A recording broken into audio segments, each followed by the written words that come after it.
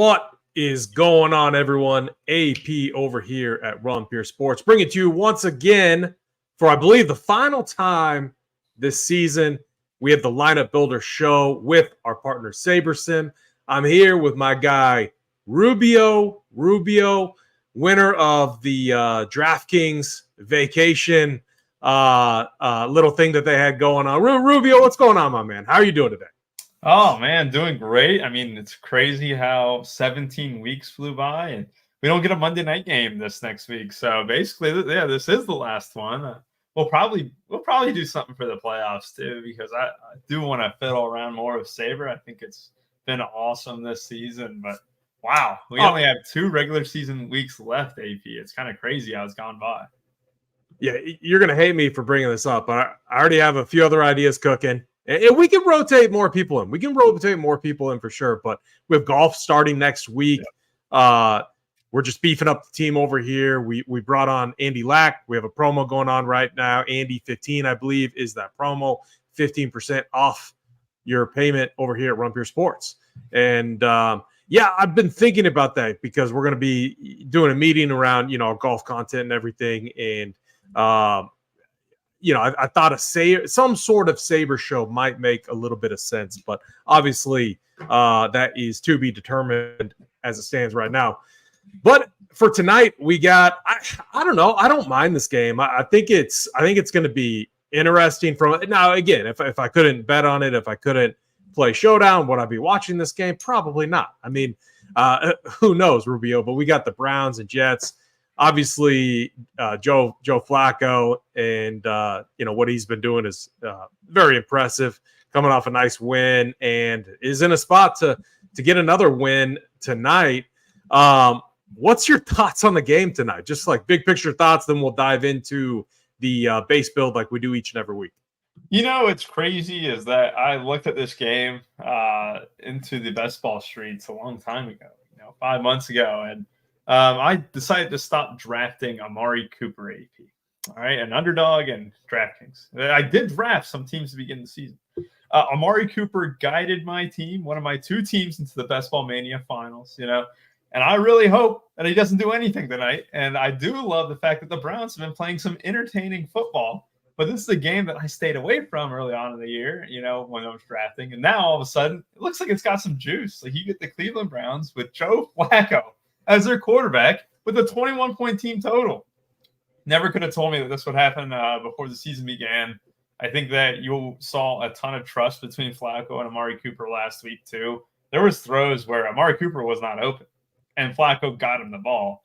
And I think you're going to experience a lot of that tonight because the Jets, great pass defense, as we all know. Jalen Waddle found success against them a couple weeks ago. However, still overall great team, not one that you really want to go against. The running game, for the Jets, we saw Breece Hall absolutely kind of find his footing last week. Had a big game both on the ground and an absurd amount of targets through the air too. I think he led the team in targets. So lots of floor plays on the Jets side of the ball because obviously you have Garrett Wilson 9,800, and then just on the Brown side too. I mean, God, Amari Cooper is 11-2, Joe Flacco is 10-6, but a lot of guys were a high price, but ultimately I think it's going to make for a fun slate and a good one to kind of follow tonight. I actually think the game will be entertaining too, which I didn't expect to say. It is crazy, and I'm glad you brought up Jalen Waddle because literally like no other team, I don't think any other team has had any type of success against this Jets defense through the air. But the Dolphins have. Waddle in week 15 obviously went out or went off, but then it was the first time they matched up against Dolphins. Both Tyreek Hill and Jalen Waddle went off, but every other receiver, AJ Brown is one of the other ones, and then CeeDee Lamb back in week 2. So I mean, some of these studdish wide receiver ones that are, I don't know, like matchup proof, definitely have shown the ability to have some success. And yeah, it's going to come down to Joe Flacco and making those risky type of throws, which you love to see too. You don't want to see that uncertainty or just second guessing yourself coming in. So let's get into our base build. If you're new with us on this show, we always run a base build. using just base stock projections, using cash type settings and sorting by highest projected, just to get an overall feeling for the slate, to see what our standard builds are going to look like around the industry, so that we can find ways to get different. Because obviously we want to get different. If we want those unique lineups, if we want that opportunity to win, to solo ship that 300K, you have to get different. Rubio, what is the base build showing us for the slate tonight? Lots of double kicker action tonight. So you're going to see Riley Patterson, who just got signed by the Browns a couple days ago. If you're familiar with him, you probably are. Former Lions kicker this season, kicked for large portion of the season before they went with Michael Badgley over the last few weeks. The Browns picked him up off the practice squad, and what you're seeing here is an absurd amount of Riley Patterson, a crazy amount of Greg Zuerlein, and then trying to get these studs, which Amari Cooper is sitting at 50%. You got Breece Hall at 48%. And then you see with our captains too, very heavy Breece Hall, because what we just saw last week, they're not throwing the ball down the field at all. They are throwing the ball around the line of scrimmage, basically an extension of the run game. And Breece Hall, his floor, I mean, you just got to think it's real high, because all those catches are going to add up. Tough matchup, but still, you look at these lineups you get, not a whole lot of double quarterback builds at all. Not a whole lot of just, Trevor Siemian teams, I guess. Like, look at this. Trevor Siemian's all the way down at 8%. So you're seeing builds like, 3 threes with Breece Hall, 2 of the Jets, 2 of the Browns pass catchers. Got Conklin at 5K too. This one makes a lot of sense too. I think, you might not think it makes sense or whatever, but I can see this graded now highly in the Sims, is where, hey, just go Breece Hall captain. These defenses make a lot of noise. You get your floor points with it, Cooper and Njoku. Maybe there's not a whole lot of touchdowns in this, but I think you're just going to see a lot of gross builds tonight, ones that funnel toward the defense and kickers. And how do we get off that AP? Well, let's check the pricing real quick. Let's go ahead and add a filter too, so that way we can get rid of any of the guys who are not playing. And let's see how much value we have tonight. And that answer is not a whole lot. We get Marquise Goodwin, Kenny Yeboah. Man, Dalvin Cook is all the way down here. Not a great slate for value, and I guess that's why these kickers and defenses are hitting so much.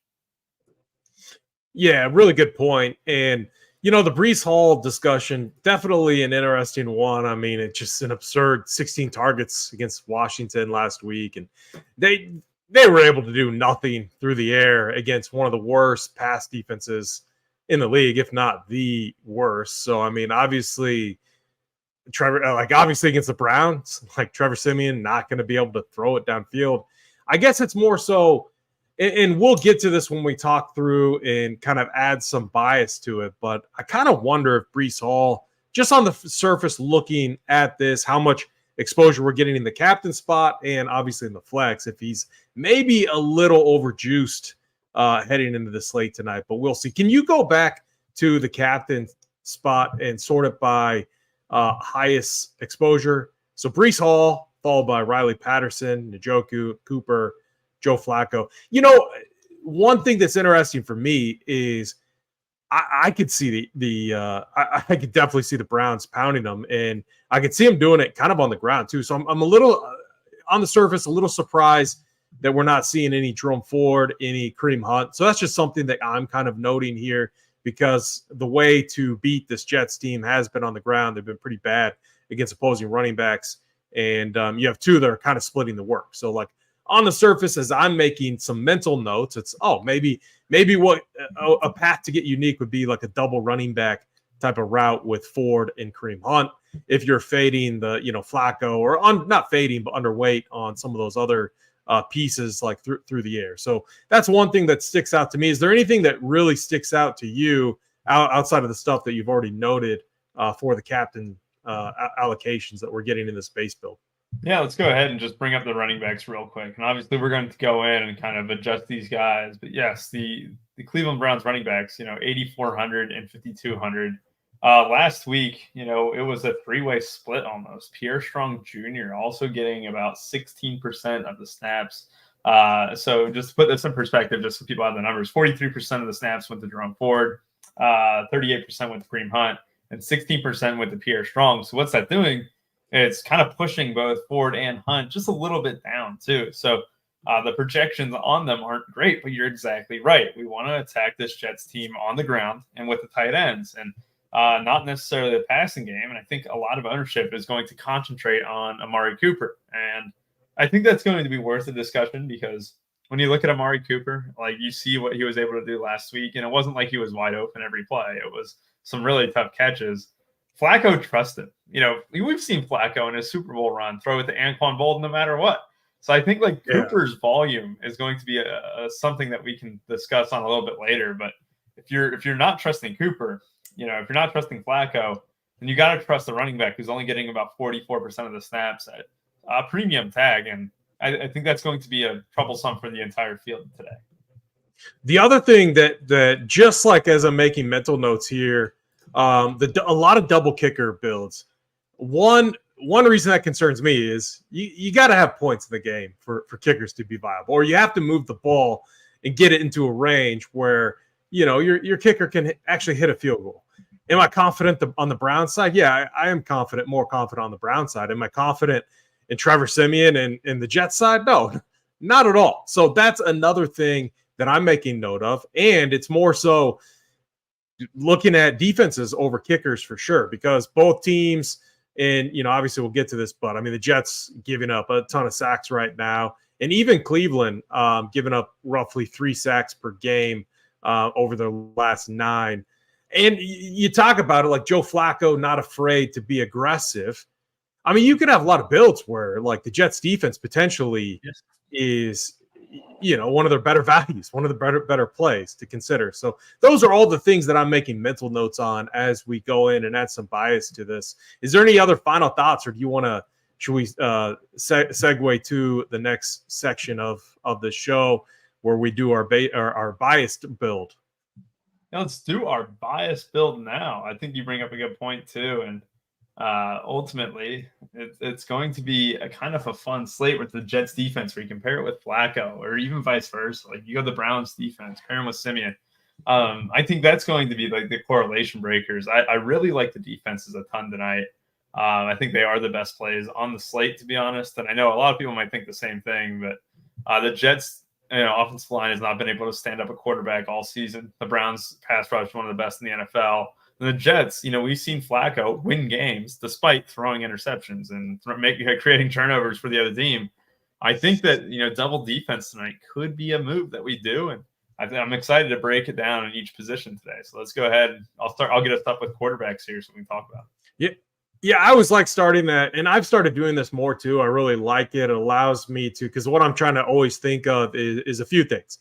One, potential game scripts. And I know that, trying to project and predict game scripts is a very difficult thing, but at least it gives you a baseline to work off of. Then the second thing is how can we get different than what the field is going to do while not sacrificing a lot of upside? And so looking at this spot right now, it is interesting because, and I'm going to pull some stats using kind of the last 9 games.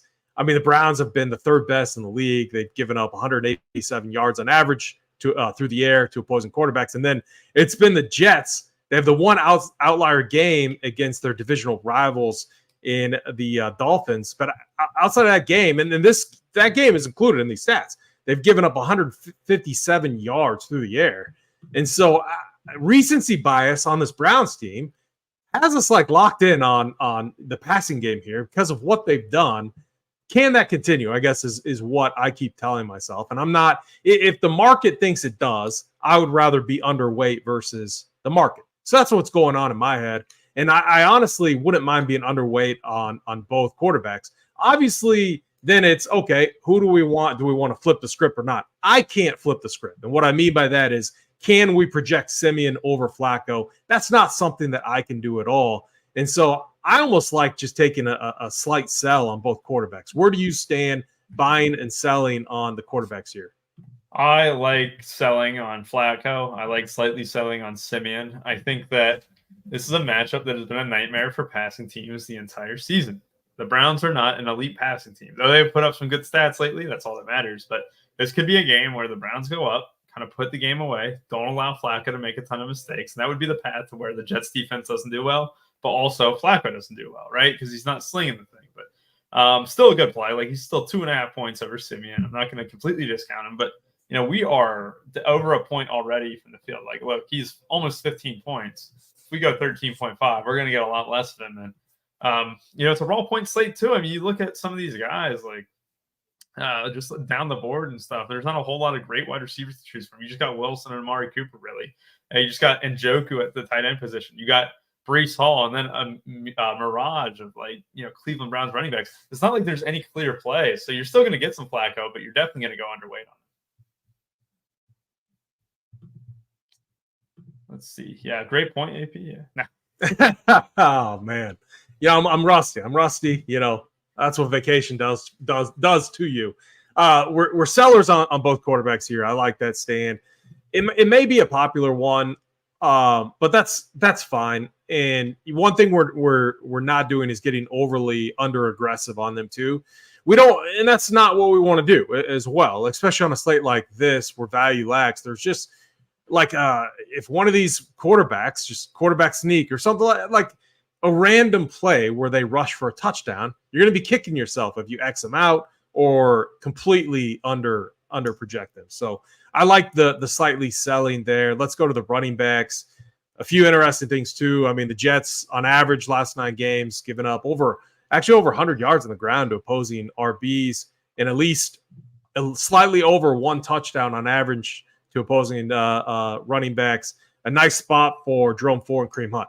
And here's the thing too about kind of a 3-back workhorse. I like this for Showdown tonight because my path is, I'll give it away a little bit.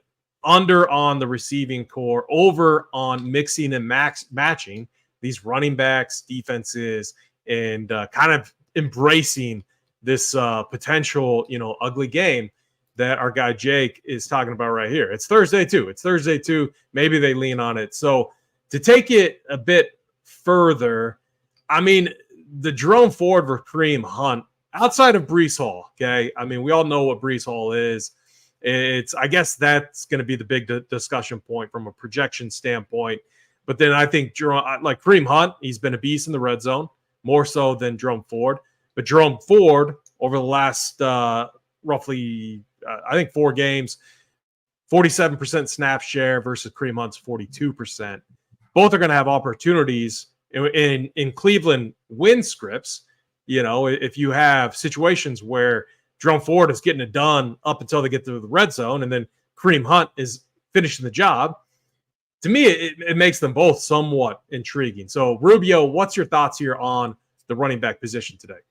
Yeah, one thing that you saw that I was doing there is I was checking the correlation. So one thing that, SaberSim does great at is it tells you, hey, who correlates with who, right? Obviously, we know running backs correlate with their defense, right? That's something that's a strong correlation. But one thing that I found interesting, too, is that Kareem Hunt and Jerome Ford are not like negatively correlated at all. You go down the list and stuff like, the kickers against, Jerome Ford, kind of crazy that they wouldn't hit the worst correlation on the board. The Jets defense obviously would be one too.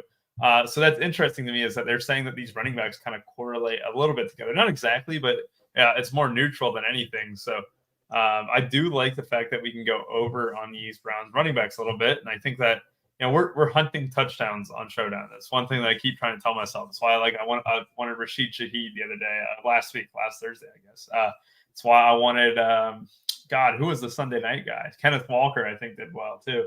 You got some guys who can just, get in the end zone and hit value. Kareem Hunt's one of those guys. If he scores at 5.2K, he is one of those guys who can easily hit value. I want to get just slightly overweight on Pierre Strong because those snaps, it could be 1 catch. It could be 3-4 carries or whatever. We don't have a whole lot of value. I want to be under on Dalvin Cook. I just looking at these New York Jets snap counts here for the running back position. This has been Breece Hall's backfield, but Dalvin Cook only got 6% of the snaps. 18% of it went to Izzy Abanikanda is what I wanted to say. But yeah, Abanikanda. I want to get Abanikanda. I want to bump Dalvin Cook down. I don't even really want Dalvin Cook. 6% of the snaps last week. That's a joke. They want to play these young guys. Abanikanda was a stud at Pitt. So yeah, I think this is kind of the way. And then let's bump down Breece Hall. Let's just bump him down a couple points. Tough matchup, but he's still going to be our highest projected. So we're still going to get plenty of him. But right now he's hitting an extreme clip right now. and I think the Browns win tonight. What about you? Like, if you think the same way, Yeah.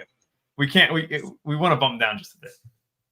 Here's where I think is like one of the most interesting parts of breaking down the showdown slate, I think, is the running back position. This game is important, obviously, for the Browns. They're very, like, the AFC right now is broken, completely broken. It's anyone's, in my opinion. I know a lot of the RPS kind of community were on the Bills, and I agree with that assessment too. I know Chiefs guy, but again, the Bills have looked really good. They're coming alive. I also like the Ravens. I'm kind of with Snyder on the Ravens there. But when you get to the playoffs, anything can happen. And the Browns are a sneaky team backed by their defense. I don't think this is a game where Joe Flacco throws it 40 times. I'll take under on that. I think they control the clock here, get away with the win. And to do that, it's going to limit, if they do that, if they just run it down their throats, control the clock, make it a boring game, it's going to limit the opportunities for Breece Hall. And that's what I talked about at the start of the show, is he is slightly overjuiced with his projection and props and everything like that. I kind of think so, and it's more so not even just the matchup, but just how this game, in my eyes, is likely to flow. So I plan on taking a pretty aggressive under approach on his projection. I was kind of toying around with like the 15-5. I don't want to fade him in the flex, but I want to see what other builds look. I want to see what the builds look like where we don't have him at that captain spot. And I'm talking large field tournaments. Am I talking 3-max, single entry, the other piece of content that I do over at Rumpier Sports? No, I'm not talking about that. Breece Hall will likely be the optimal person or player to put in the captain spot for those type of contests. But if you're trying to solo ship that 300K, I'm just not convinced it's Breece Hall. And a lot of it has to do with how I see the game flowing out. Kareem Hunt. I think Kareem Hunt is really interesting. He has been a beast in the red zone. Last 4 games, 12 red zone rushes, 13 tries in the red zone, 2 rush touchdowns. It's like a 2-to-1 share over what Jerome Ford's doing. But Jerome Ford is doing a lot of the heavy lifting to get him there. Kareem Hunt finishing the job. I like actually getting kind of aggressive on Kareem Hunt. I like projecting. How do we do this? What, like, could we say like I don't want to project the full, like, we could project what, like 0.75 of a touchdown, and then maybe a catch or 2 and rush yards, so like 10.5 points, something like that. Do you think that's too aggressive? He was at like 6. Let's put him at 9.5. Let's see where it hits at, because I think he's going to hit a ton at 9.5. I think he'll be one of our top guys. Perfect. Because you saw how much the kickers were hitting, and they're in the same price range, and he's above the kickers already. Yeah. And then Jerome Ford, I think combined, like if I'm projecting this out, I think the Browns, and you could do the math backwards and just trying to like simulate in your mind what you feel is going to happen here. I think that's a fine approach to take if you have a good read on how a game's going to flow. If you think that the Browns are going to combine for over 100 yards, how is that going to be distributed? Well, I think Jerome Ford, I don't know what, like, I don't have his rushing props up. We could pull up the Proptimizer and use that, but I think he does the legwork to get him there. I think 12.5, 13 is fair. And then, 9.5. And then I like what you did with Pierre Strong too. So I like what we're doing with the running backs here. I'm good with it. And we could do this after we make the build too, but I wouldn't even mind putting like Breece Hall at 15-5, something like that. But I think for the show purposes now, let's keep him where he's at, so that because we don't want to completely fade him. The price tag's really big. The catching opportunity obviously is going to be massive. So I like what we're doing here. If you're good with it, let's move on to the receivers. Yeah, and I just want to point out one more last thing on Breece Hall too, because I think 16. I think they had him at 18, which I think is fair. But you look at his stats, right? Absolutely bonkers through there. Some games with 8, 9 targets, and since Simeon, came in, right? Jake Spells pointed this out. Simeon is check down city. It's right? 16 targets last week. But the props, he's at 4.5 catches over under -110, right? His yardage is 30.5, right? We are slowly approaching, 16 there.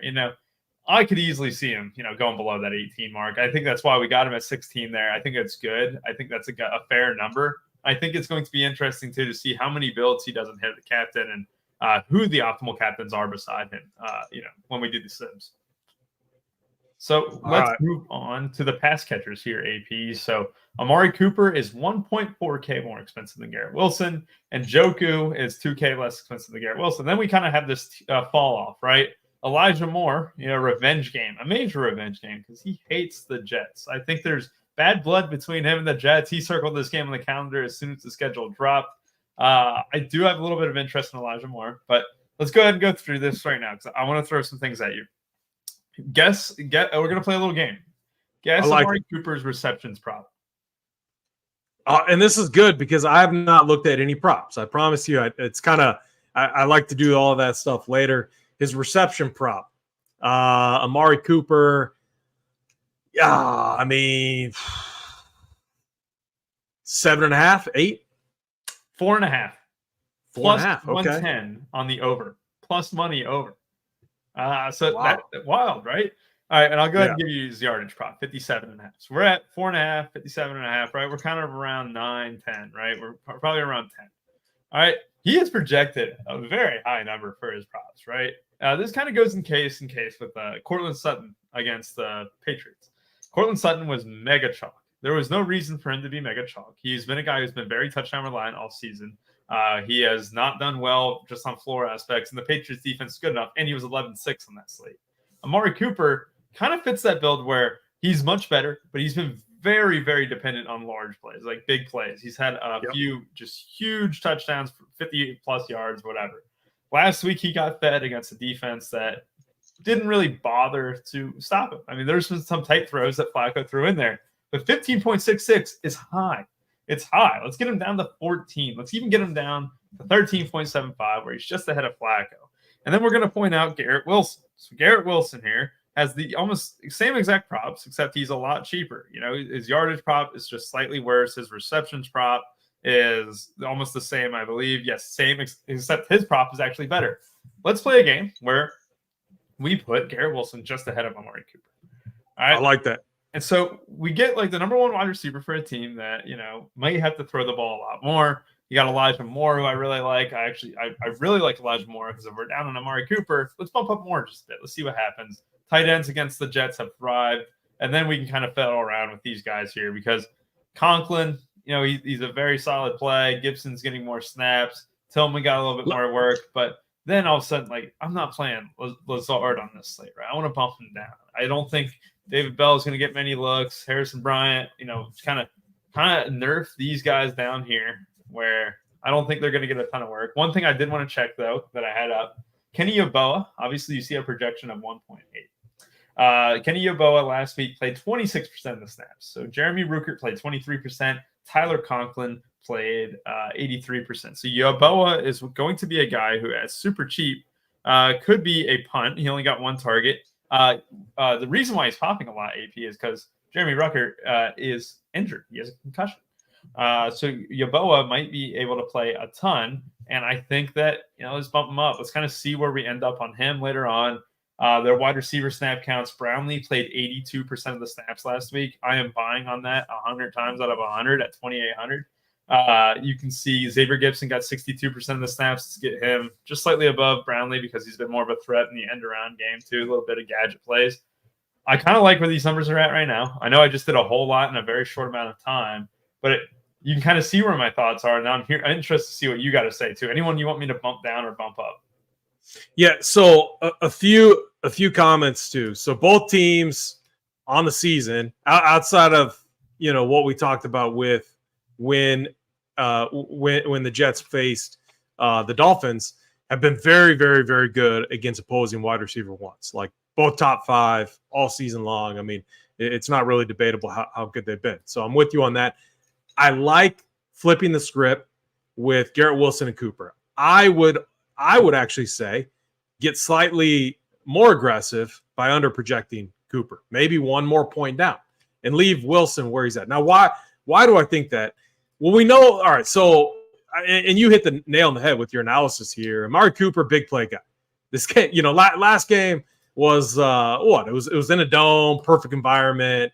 I mean, Cleveland's going to be at home here. I mean, it was just like an absolute nut scenario that played out there. This is going to be completely different.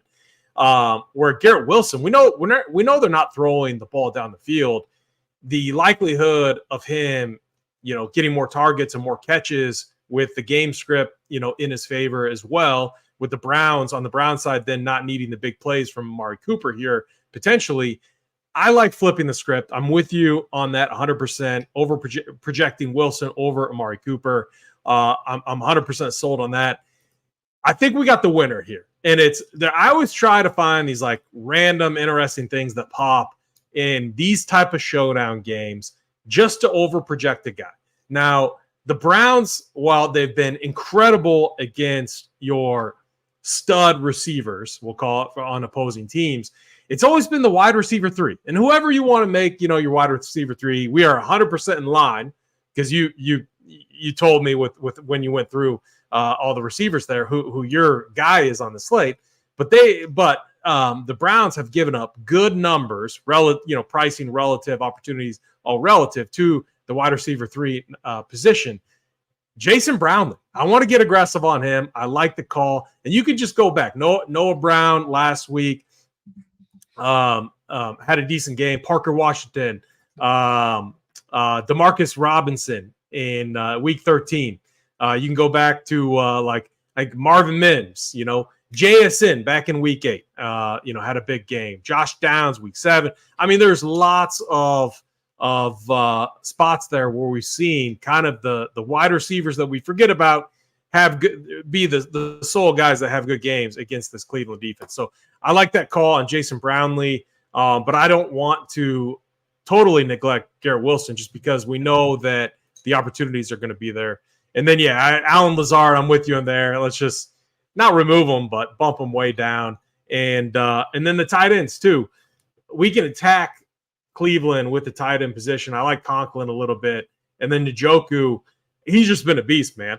And he's a big target. I consider them the wide receiver number 2 right now for the Browns. So, and where do we have him? We have him at 13. We got him at Conklin at 8. What? I like that too. I think that could work. And then we have a little Elijah Moore revenge. Now, I just want to be careful too and make sure that, because I want to highlight the running backs, and I think we've done a good job, because when you look at the pricing here, when we think back to the pricing of the running backs too, I think we're highlighting the script that we want to pan out.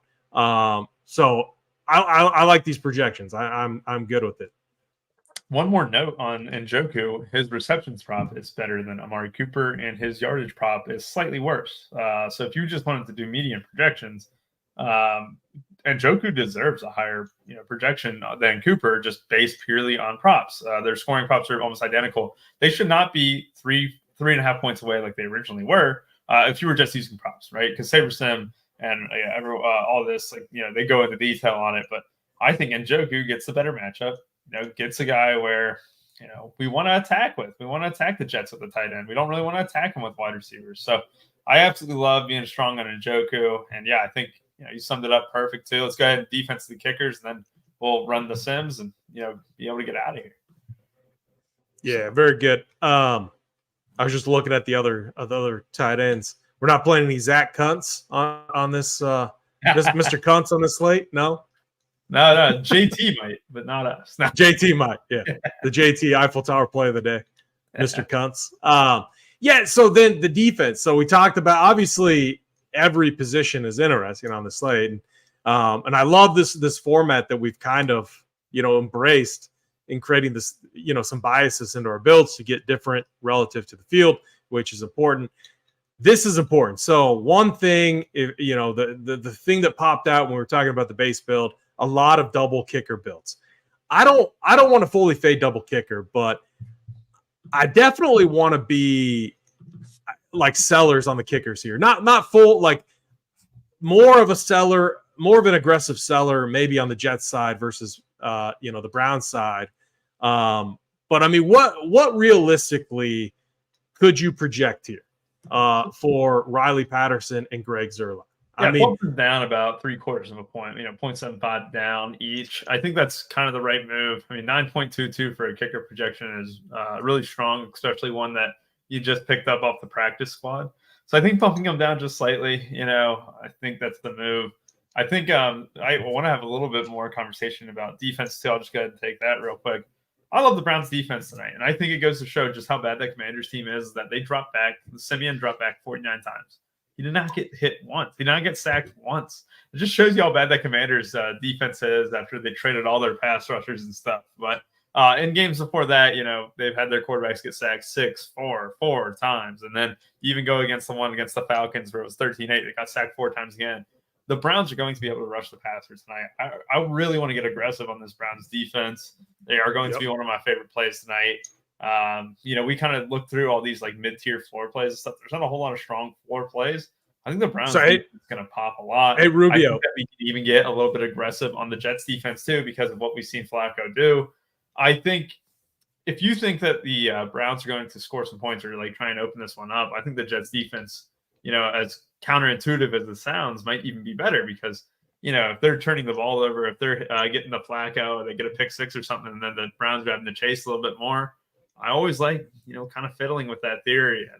And the Jets defense definitely going to hit a lot of teams today. I think I'll be less aggressive on it, but I'll give them a 0.24 bump here. So should be a good time.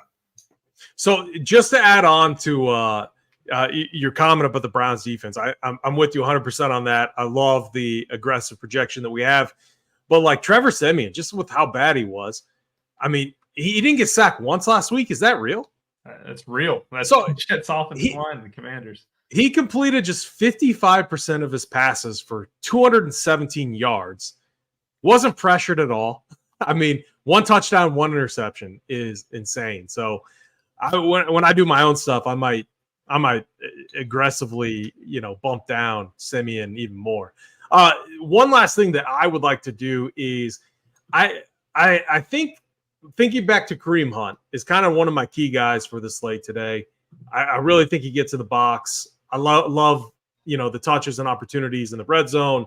It comes down to, can they be efficient in the red zone and can they score? That's kind of the debate. And that's why I'm not like fading Riley Patterson or something like that. Because if they stuff him, it's going to be a lot of, field goal opportunities. So, but I want Patterson in line with Kareem Hunt, which I think, thinking back to our projection there, we are really close. So I like the projection we had on both of those two guys, just since they're in that same price range. So I'm really interested to see what these builds are going to look like. I like the bump up on the Jets defense too. We talked about, Flacco, if he is aggressive, obviously more opportunities and double defenses. I'm with you. It could be a double defense type of slate. Are you going to play any Browns defense in the captain spot? I think I will. But I want to be careful that it's not going to funnel into the same build.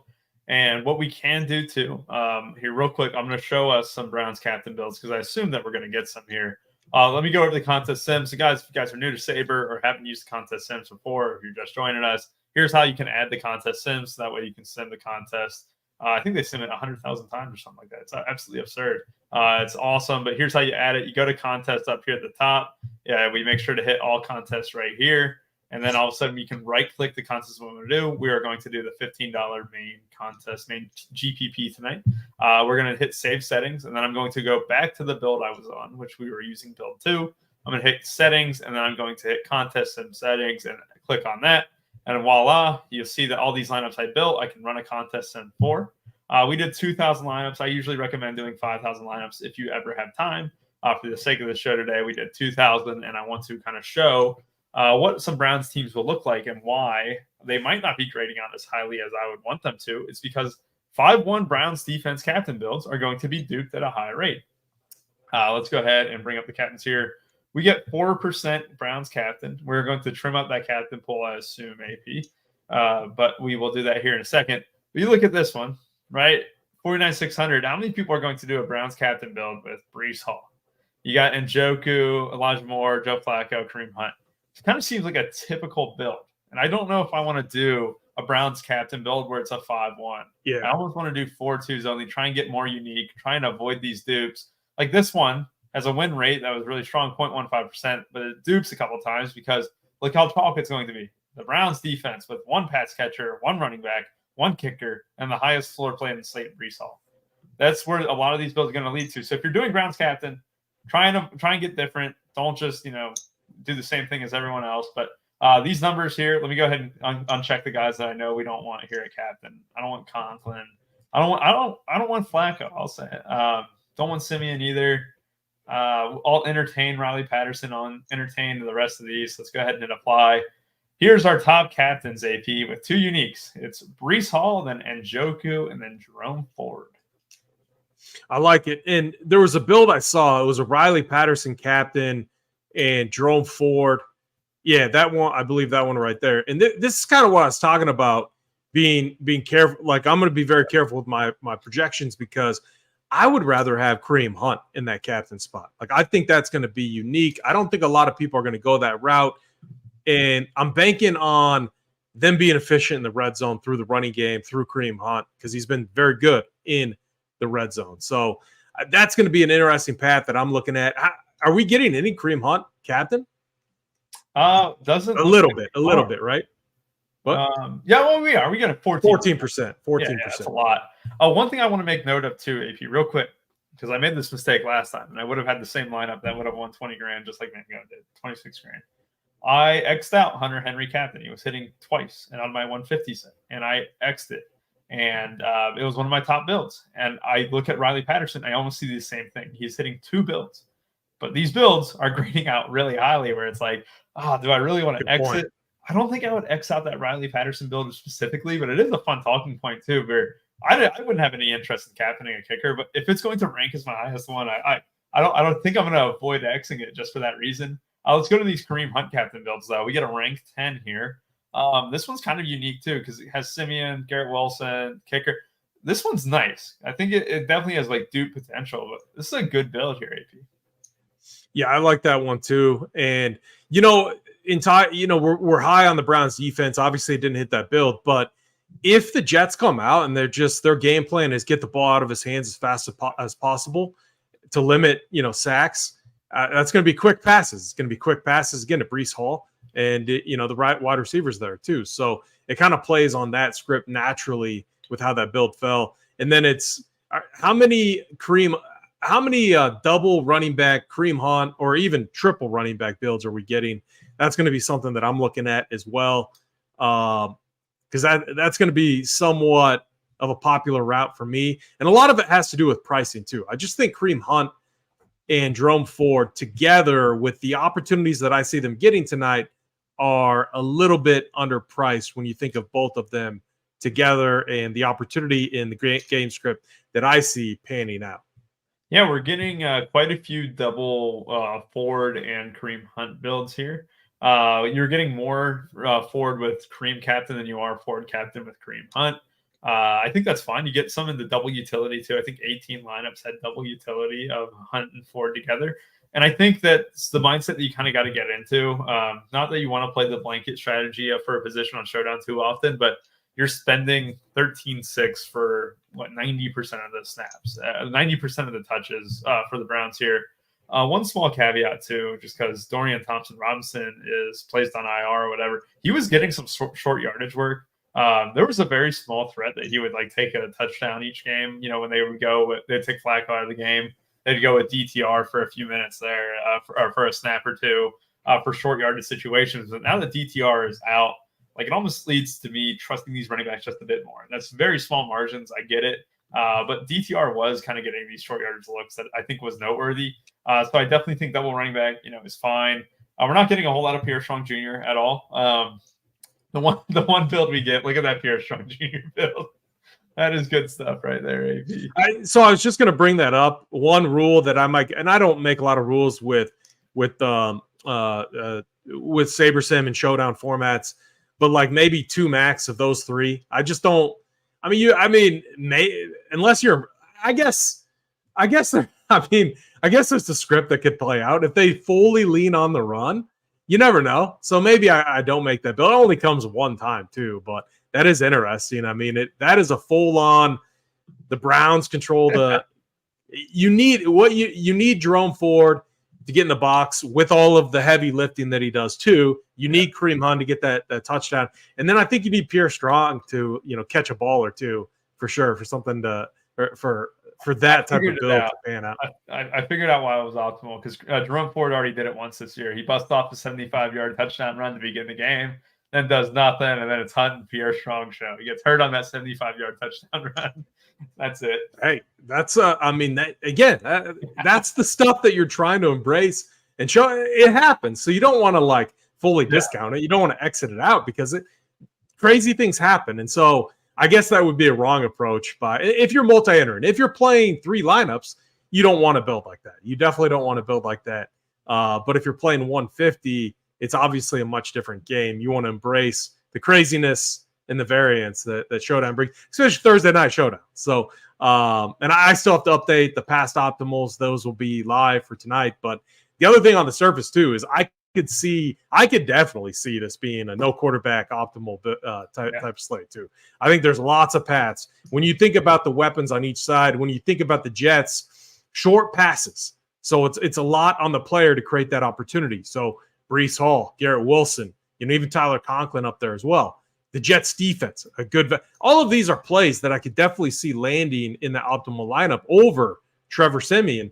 And then on Flacco, if we're right about the script, Browns just short week, get out of here with a win, control the clock, control the run game. Teams have been able to run on the Jets.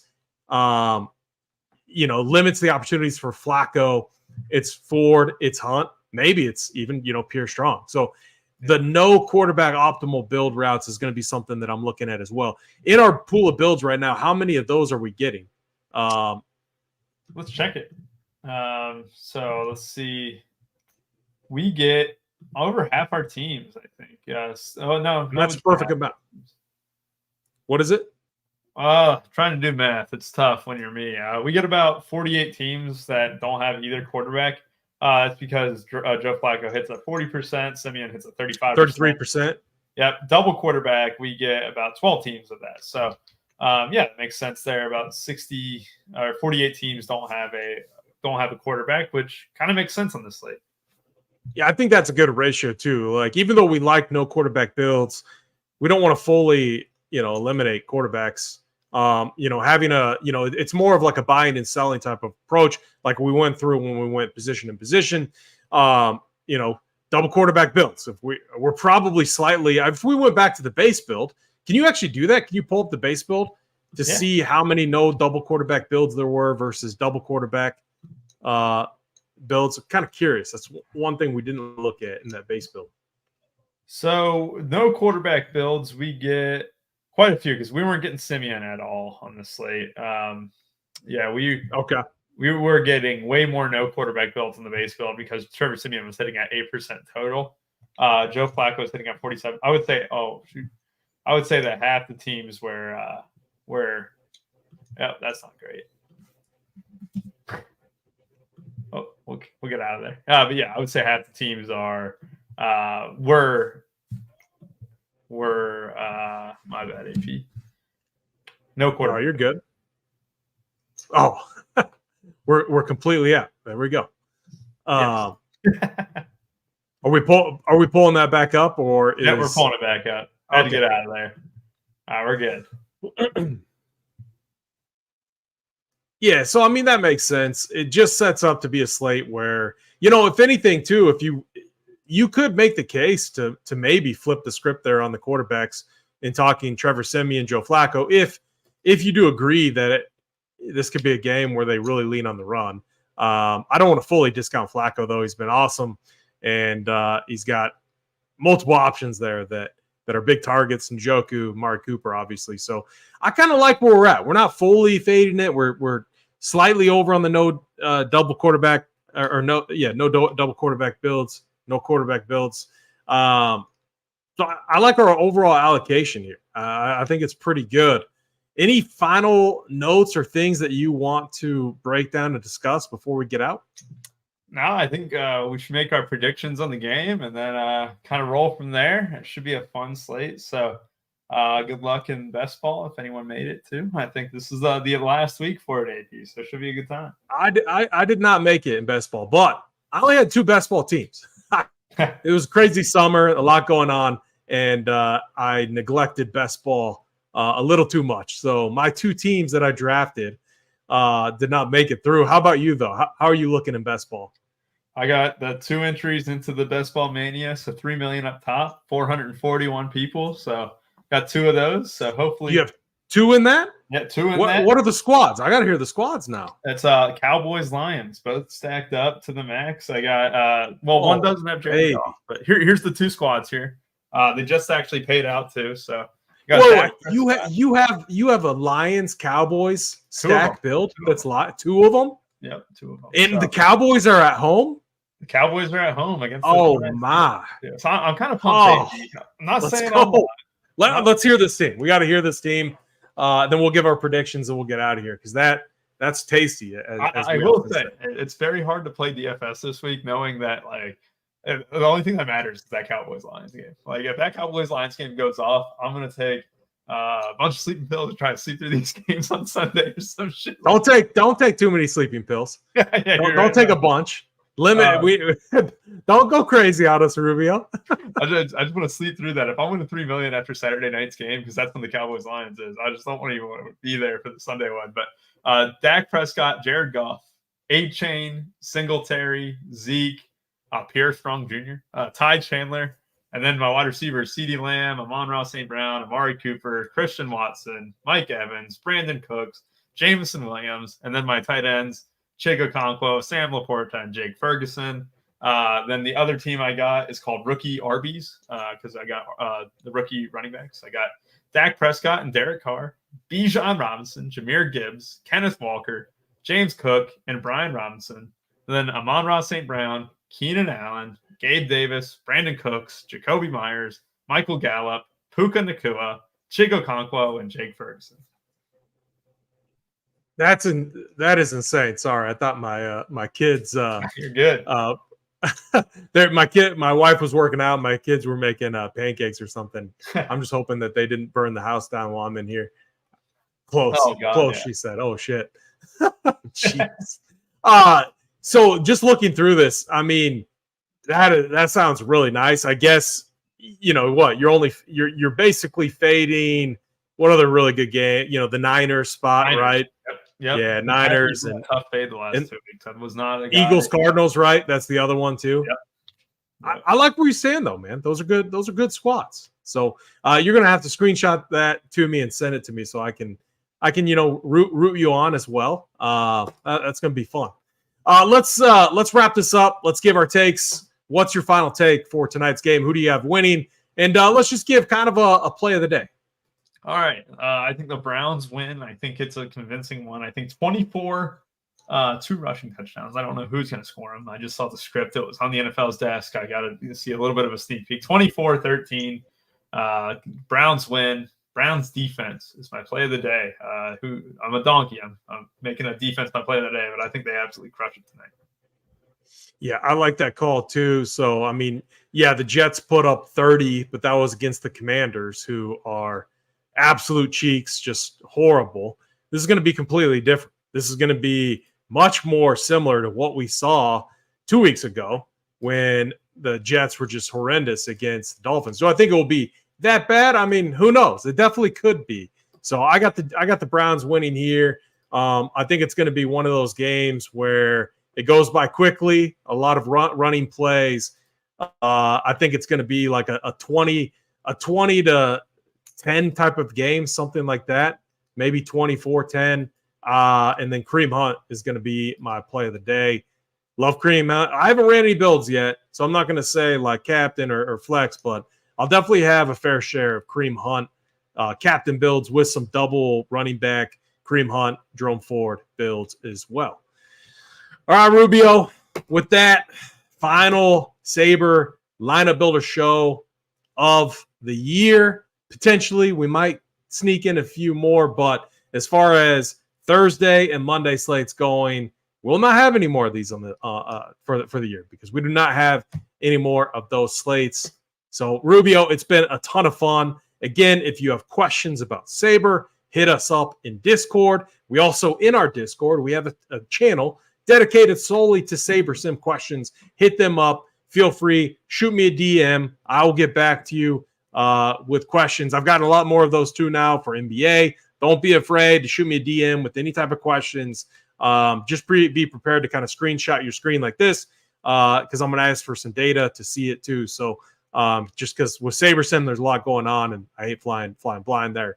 But yeah, with that, this game might be boring, but someone's got to win that 300K or chop for that 300K up top. It might as well be us. So for Rubio Dimes, I'm AP. Hit the like button, subscribe, and let's run Pier as I find the outro video. There we go. All right, run Pier, everyone.